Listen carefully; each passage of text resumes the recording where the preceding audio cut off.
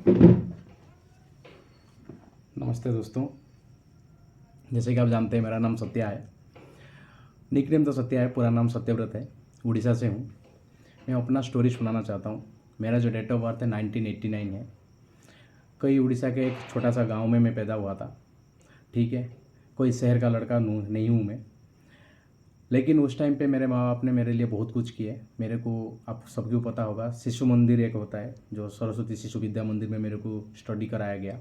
मैं वहाँ से क्लास 7 तक पढ़ा। पढ़ाई में बहुत तेज़ रहा।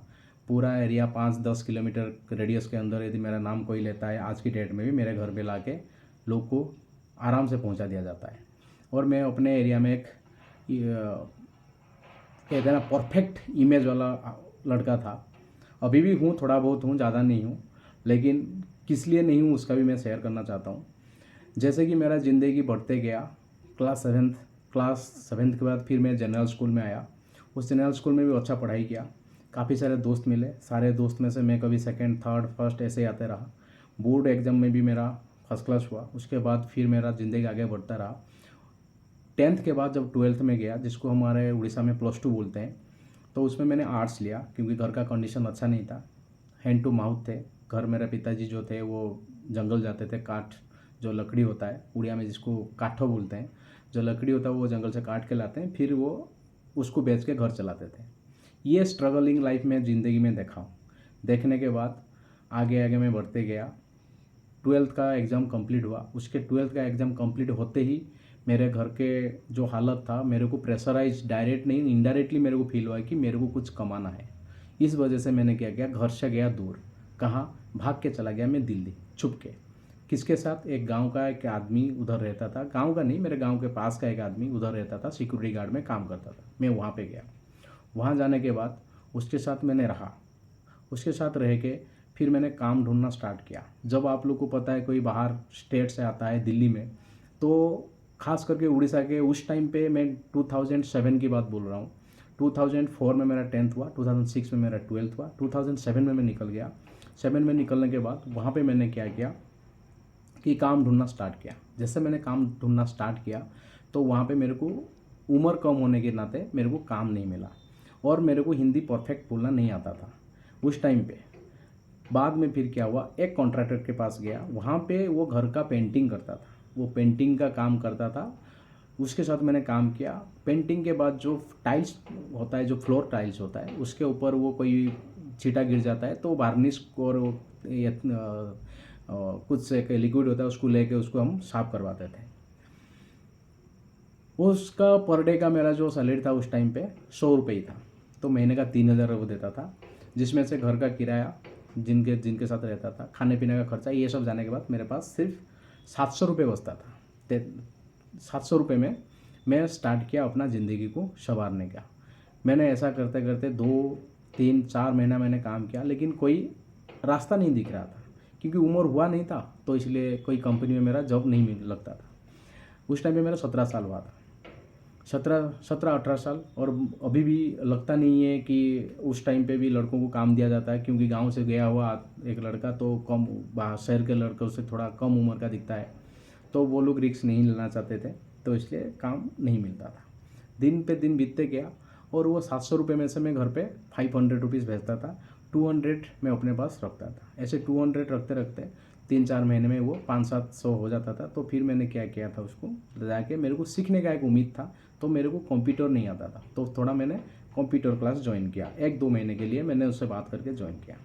क्योंकि मैंने, गांव में क्या होता है कि आपने जैसे 10th कर लिया ना, तो आपको लगता है कि आप बहुत कुछ कर लिया। फिर 12th करने के बाद को आपको लगता है आपने बहुत कुछ हासिल कर लिया। लेकिन जैसे मैं बाहर जाके पहुंचा तो देखा भाई 12th का कोई वैल्यू नहीं है। आप चाहे कितने भी फर्स्ट क्लास मार लो 12th या 10th में, तो जब तक ग्रेजुएशन नहीं होगा तो आपको कहीं अच्छा नौकरी नहीं मिलेगा। तो इस हिसाब से साथ में आपको स्पोकन इंग्लिश भी चाहिए, थोड़ा बहुत नॉलेज होना चाहिए, और थोड़ा बहुत कंप्यूटर आना चाहिए। काफ़ी सारी चीज़ें होता है जो अपने आप को डेवलप करने के लिए ज़रूरत पड़ता है। तो ऐसे करते करते लाइफ को मैं थोड़ा बहुत वहाँ पे स्ट्रगल लाइफ जिया, साथ में कंप्यूटर भी सीखा। और कुछ दिन के बाद मेरे को एक डाटा एंट्री ऑपरेटर में काम मिला, फिर वहाँ पे मैंने काम किया। इस हिसाब से लाइफ को लेके मैं चल रहा था।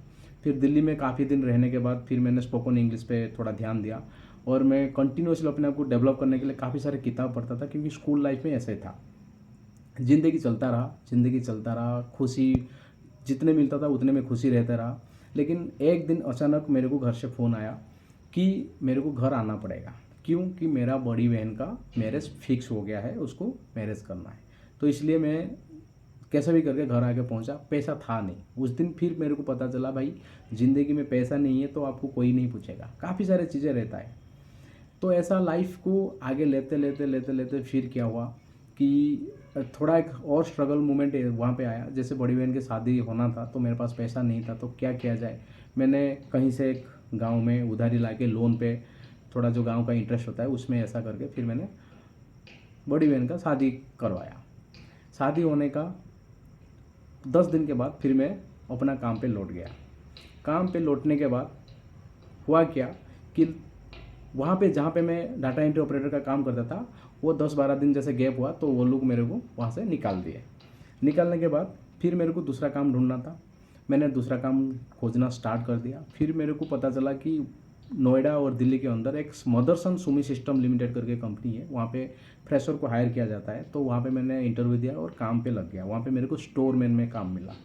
मतलब ऐसा है कि खास करके मेरे को नाइट शिफ्ट में जानबूझ के लेता था। रात भर काम करूँगा, दिन में दिन में आके सो जाता था 2 बजे तक। फिर उठ के खाना वाना खा के शाम को मैं पढ़ाई करने के लिए जो स्पोकन इंग्लिश और जो कंप्यूटर का कोर्स करता था, थोड़ा बहुत उसको और टच अपने आप को डेवलप करने के लिए वहाँ पे मैंने पढ़ाई पे लग जाता था।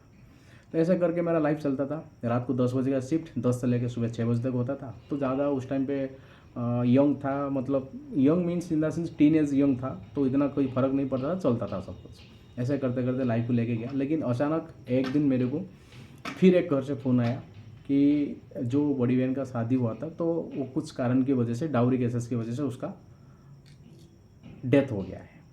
तो ये मेरे लिए बहुत शॉकिंग न्यूज़ था। फिर अपने आप को कैसे भी करके संभाला, घर पे आया। आने के बाद मम्मी पापा को संभाला। संभालने के बाद फिर मैं सोचा कि भाई ज़िंदगी में पैसा नहीं है तो कुछ नहीं है। ऐसा करके फिर मैंने 10-15 दिन घर पे रुक के फिर वहाँ पे गया। जाने के बाद जिस कंपनी में काम करता था वहाँ पे मेरा काम छूट गया। फिर उसी का दूसरी ब्रांच में मैंने जाके फिर इंटरव्यू दिया। उसके बाद फिर दोबारा सिलेक्शन हुआ। फिर मैं काम पे लग गया। उस टाइम मेरा जो सैलरी था, जो 3,000 मेरे को मिलता था जब मैं कलर का काम करता था, उसके बाद मेरे को वहाँ पे 4,000 मिला। फिर उसके बाद मेरे को 4,500 रुपये जॉब मिल गया। ऐसे करके मेरा लाइफ चला। 2008 में दिल्ली में मेरे को एक अपॉर्चुनिटी मिली। तब तक मैं कंप्यूटर और ये थोड़ा बहुत सीख गया था। हर 2-3 महीने मतलब 3-4 महीने के अंदर कंपनी चेंज हो जाता था। वो थोड़ा बहुत प्रॉब्लम तो था ही, लेकिन उस कंपनी का रूल था आपको 6 महीने से ज़्यादा रखेंगे नहीं। एक कंपनी में फिर मेरे को मिला, तो वहाँ पे मैंने काफ़ी दिन तक काम किया। तो उसमें मैं बचपन से थोड़ा क्रिकेट में ज़्यादा इंटरेस्ट रहता था। मैं क्रिकेट खेलता था। मैं क्रिकेट में कीपिंग भी करता था और बैटिंग भी करता था थोड़ा। तो जिस कंपनी में मैं ज्वाइन किया था उस कंपनी में मेरे को थोड़ा बहुत चांस मिला खेलने के लिए। उस चांस जैसे मिला तो मैं थोड़ा परफॉर्मेंस किया, तो जो मेरा सीनियर थे मेरे को लाइक किए, तो थोड़ा और अच्छा खेलने के लिए मेरे को प्रोत्साहन दिए। और मैं खेलने के साथ भी मेरे को वो जॉब करने के लिए मौका दिया गया, तो मैं जॉब पे रह गया।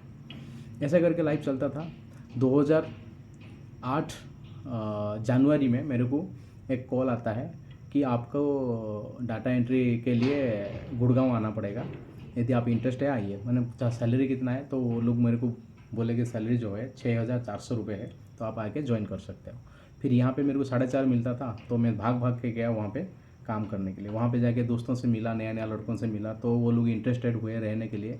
और जैसे मैंने पैसा वैसा दे दिया, रूम रेंट वगैरह दे दिया, थोड़ा बहुत दिया। गुड़गांव के अंदर आपको पता होगा, तो जैसे दिया तो फिर बाद में जो मेरे दोस्त थे वो साथ में नहीं रहे, तो उनका कुछ प्रॉब्लम हुआ, तो वो लोग थोड़ा अलग रहने लगे। तो फिर मेरे को मकान जो ओनर था वो मेरे को रुकने नहीं दिया, क्योंकि पूरा पैसा दिया नहीं था। तो मैं ठंड के मौसम में नियर अबाउट 4-6 दिन जो राजीव चौक का फ्लाईओवर है उसके नीचे में मैंने रहा। वहाँ से रहता था। बैग जो था मेरा बेडिंग, तो एक ऑफिस में ला के रख देता था सिक्योरिटी को बोल के। रखने के बाद फिर वहाँ से आता था फ्रेश फ्रेश होके। वहाँ पे 10 रुपये का पराठा मिलता था। थोड़ा मैंने सेविंग करके रखा था 2,000 के करीब, तो उसी को लेके मैं चलता था। खाना खा लिया, फिर मैं ऑफिस में काम किया। फिर वहाँ से निकलने के बाद शाम को थोड़ा बहुत जैसे ही निकलता था, फिर 9 to 6 ऑफिस में। फिर मैं जाके अपना जो भी मैंने बनाया था थोड़ा बहुत शटल जिसको बोलते हैं, तो वहाँ पे जाके मैं रुक जाता था। ऐसा करके 3-4 दिन के बाद फिर मेरे को एक दोस्त मिले, तो साथ में हमने रूम लिया। तो साथ में रूम लेके फिर अपना ज़िंदगी को हमें वैसे संवारे। ये तो बहुत शॉर्टकट में बताएंगे तो काफ़ी लंबा होगा। सबके ज़िंदगी में होता है, तकलीफ़ होती है। किसी का लाइफ में किस तरह का तकलीफ़, मेरा लाइफ में ये था। ऐसे करते करते 2008 फिर 9-10 एक ही कंपनी में काम किया। फिर प्रमोशन हुआ। प्रमोशन होने के बाद मेरे को एक चांस मिला फिर उड़ीसा में, वहाँ पे भी आया, काम किया। ऐसे ही जॉब का लाइफ जो ऐसा ना, स्ट्रगल लाइफ ऐसा चलता था। लेकिन बचपन में से एक ही आदत था कि नेवर क्विट। जो मिला वो करो, कभी अपने आप को ऊंच और नीच मत समझो। जो काम जिस टाइम जिस तरह की काम मिला, यदि आप कर सकते हो, कभी मना मत करो। ऐसा करने के टाइम ऐसे मेरा एटीट्यूड था। और मेरा एटीट्यूड ऐसा था, जिसको मैंने एक बार सोच लिया करके दिखाऊंगा करके, वो मैं पक्का करके दिखाता था, चाहे वो पढ़ाई में हो चाहे काम में हो। ये जो बचपन का आदत है, चाहे क्रिकेट में भी हो, तो ये जो आदत है वो मेरे को कैसे भारी पड़ा वो लाइफ में आपको आगे पता चलेगा। Thank you so much. आज के लिए इतना ही। फिर मैं अपना तीसरा पार्ट में आपको ये करूँगा, क्योंकि वीडियो जो है ना काफ़ी लंबी हो रही है, तो इसलिए धन्यवाद।